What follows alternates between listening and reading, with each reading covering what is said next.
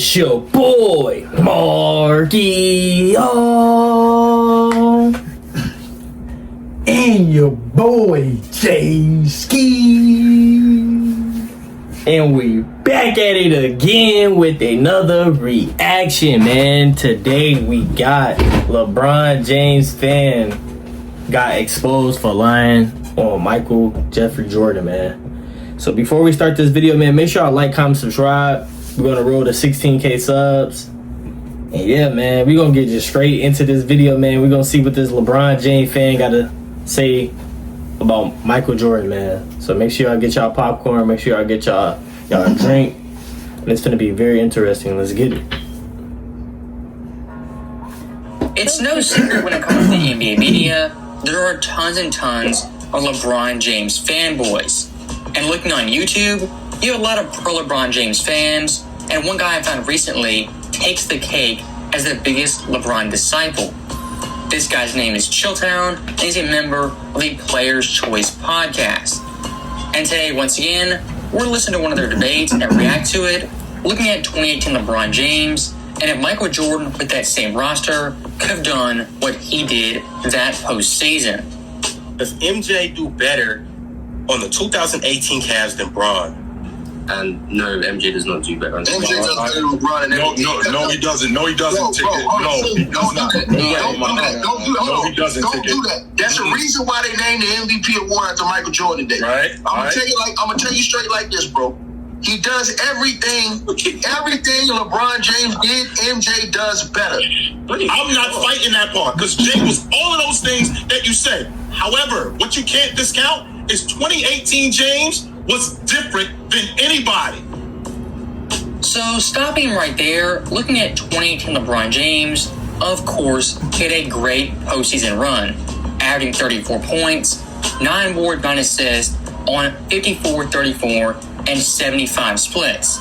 He was 34 years old and playing nearly 42 minutes a game, the most in the playoffs.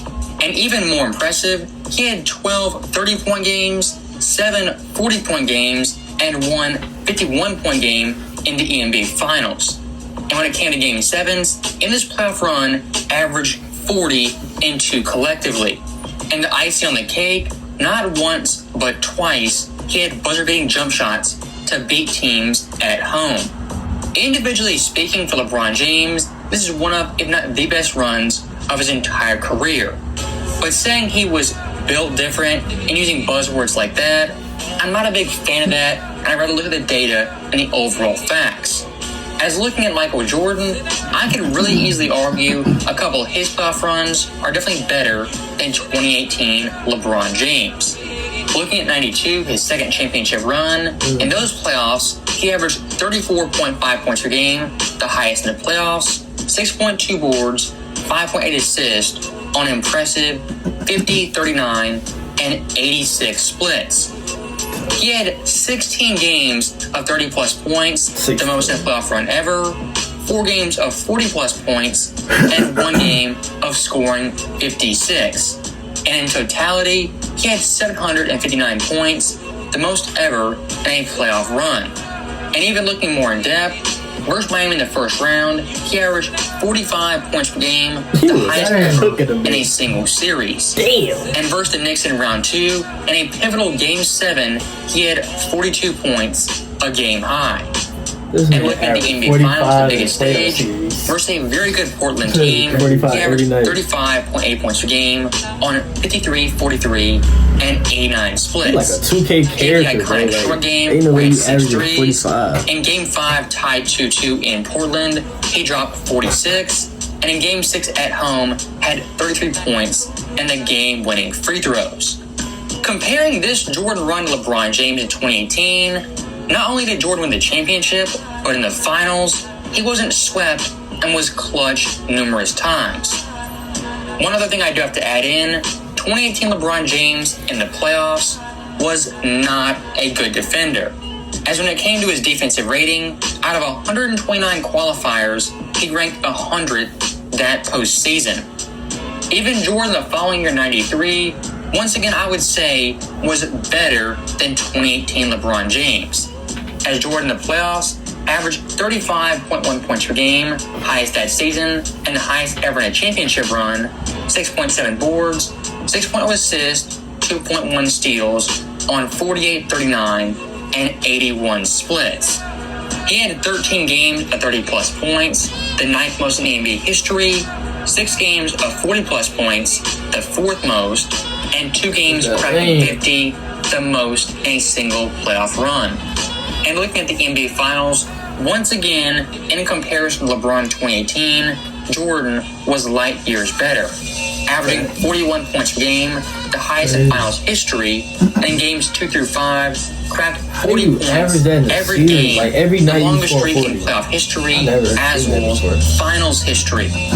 And one thing I do want to make very clear, looking at Jordan's East in the 90s, specifically 93, compared to LeBron in 2018, it's night and day. As Jordan en route to the Finals played the 43-win Hawks, who had Dominique Wilkins, an All-Star, Kevin Willis, who was an All-Star in 92, Mookie Blaylock, an All-Defensive Player, and an All-Star in 94. In the second round, the 54-28 Cavs, who had Mark Price, Brad Daugherty, and Larry Nance, all All-Stars. In the conference finals, Patrick Ewing, John Starks, Charles Oakley, a one-time All-Star, and great role players.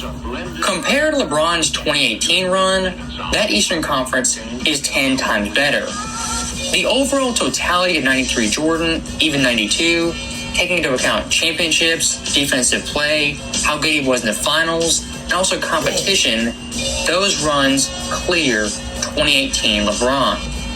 That 2018 team, in the summer of 2017, James gets 7 new guys on his crew. And this team is garbage. So bad that James says, quote, "I don't think we should be on TV anymore." So the trade deadline comes up, and he gets 5 new guys. So that's 12 new guys in a span of 6 months. But who did they get? And he still, I'm going to get into that, and he still takes that team to the NBA Finals. Right? So you telling me that Jordan is getting a roster flipped twice in 6 months, and he taking that crew to the NBA Finals? So, stopping him right there, he made some solid points, but his overall history of the 2018 season is kind of murky. As what I would call this is revisionist history 101. As in the moment when Cleveland made those trades, they were lauded and praised for quote-unquote fleecing Danny Ainge. And when the dust finally settled, Cleveland once again was projected to make the NBA Finals and win the East. And calling this team garbage, while they weren't a great team in hindsight, I wouldn't say they're awful and complete trash. As at one point, they were 24-8, had the best record in the East, won 13 straight games, including 18 of 19. The overall narrative at this point was LeBron James had his deepest team ever. He had vets, he had Dwayne Wade, Derrick Rose, Isaiah Thomas, Jay Crowder, and a host of guys with playoff experience who could take him deep into playoffs. Even looking at the post-trade roster, while they weren't great, LeBron after those trades said, quote, "We've got an effing squad now."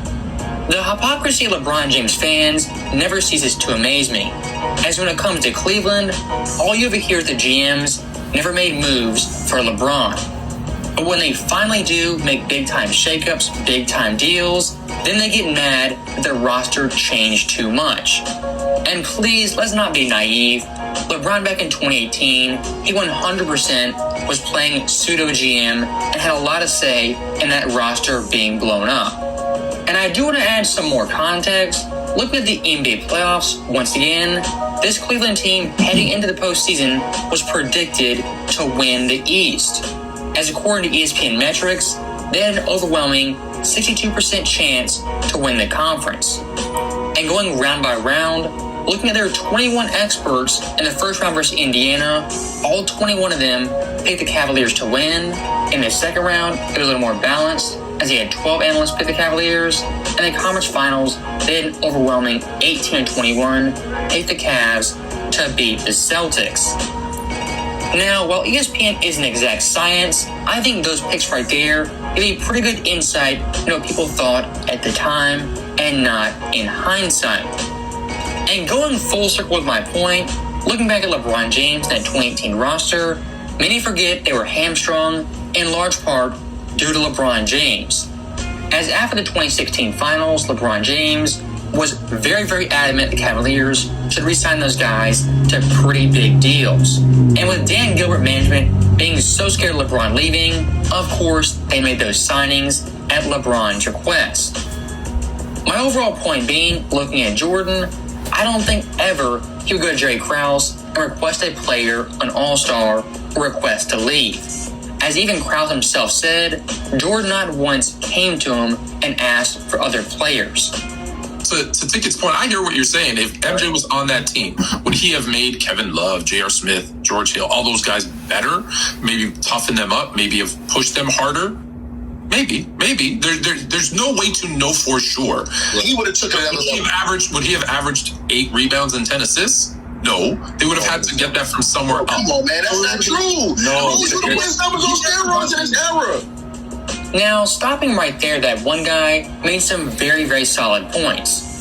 As looking at 2018 LeBron James, he was 34-99 and consistently great offensively the entire playoff run. My only problem with this statement being, you're ignoring defense and one side of the basketball. As when it comes to 90s Jordan, even late 80s Jordan, defensively compared to 2018 LeBron, it's not even close. As numerous times in that playoff run, LeBron James wouldn't get back on defense, he was lackadaisical, and most times was playing free safety in the paint and largely floating around the rim. Now, looking at Jordan's career, and for a playoff run where he proved he could be his team's best passer, best scorer, even defender, and lead them deep, I would look at 1989. As in that playoff run, he averaged 34.8 points, 7.6 assists, 7.0 boards, 2.5 steals on 51% shooting. He had no all-star teammates, all-NBA teammates, or any players with championship experience.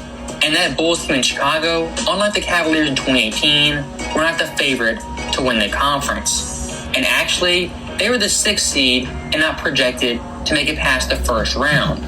As in the first round, they played a stacked Cavaliers team that won 57 games. Now Jordan in that series averaged 39.8 points, scored 44, 50, and 44 over the last 3 games, and in Game 5 had the game-winning buzzer beater facing elimination.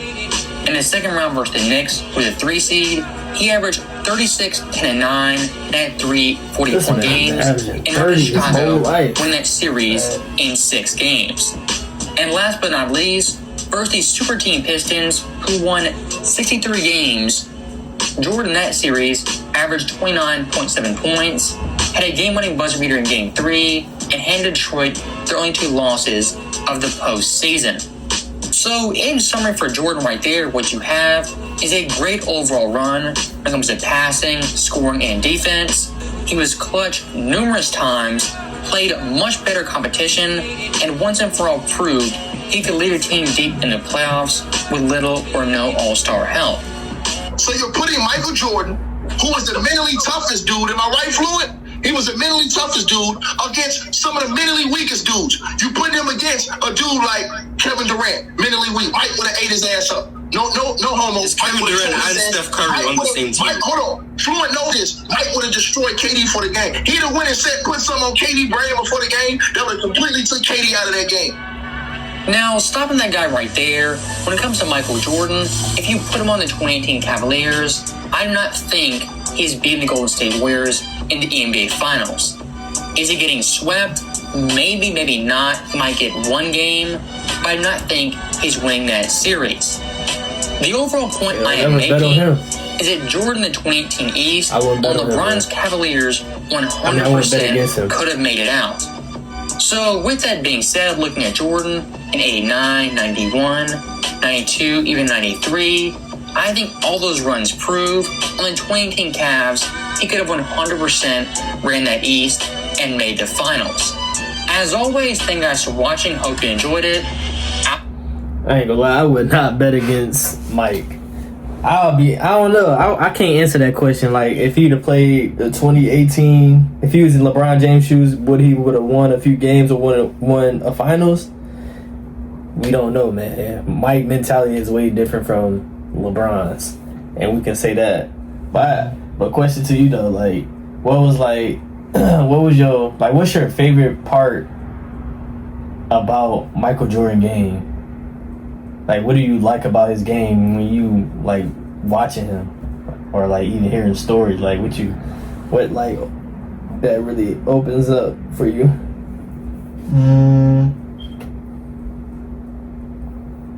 It's a lot. I don't know. His game is just so tough. I feel like he can do.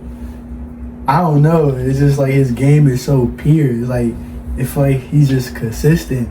Like every game he plays, he's just consistent. He can get to the basket anytime, shot, drop it 30, 40. Anytime he want. Like he can do anything he want on the court if he wanted to. It's like I don't know. I don't know what to say. His game is just so good, and he's just consistent with it. Yeah, that's true. And he got a great mindset. Like he work hard. Yeah, his mentality like off the charts. My question to the people out there, you know how they want to say like, how would Michael Jordan be if he was in LeBron James' shoes in 2018? What if LeBron James was in Michael Jordan's shoes when he was going against the bad boy Pistons, when they had the Jordan rule, when they was grabbing him from the air, slamming him, punching him, grabbing his jersey, like grabbing him like this? How y'all think LeBron James would feel in that moment? And we know LeBron James as a person that make excuses and crying. He probably even sit out a couple games. Why do you think LeBron James would be in that situation? Dennis Rodman, he going up in there trying to dunk. Dennis Rodman smacking him, punching him, pushing him on the ground. They all double teaming, triple teaming him. I don't know. I feel like he gonna do the same thing he always do. Cry, all that stuff. Probably talk about the refs. Yeah. I don't know. I don't know. I feel like Mike can adapt to the game now. Mm-hmm. Like anyway. Like he already good. It's like I feel like he's just gonna get even better. Yeah. I just feel like his skill is just gonna get even better. No, for real. But y'all let me know down below in the comments. Y'all spam the comments. How do y'all feel about this topic? And what do y'all think Michael Jordan would have did if he was in that situation? What do y'all think LeBron James would have did if he was in Michael Jordan's situation with the Pistons? Make sure y'all like, comment, subscribe, man. We're on the road to 16K subs. Hit that notification. I'm posting every single day, man. Hopefully I'll become one of y'all favorite reactors. And we're going to see y'all in the next video. We out.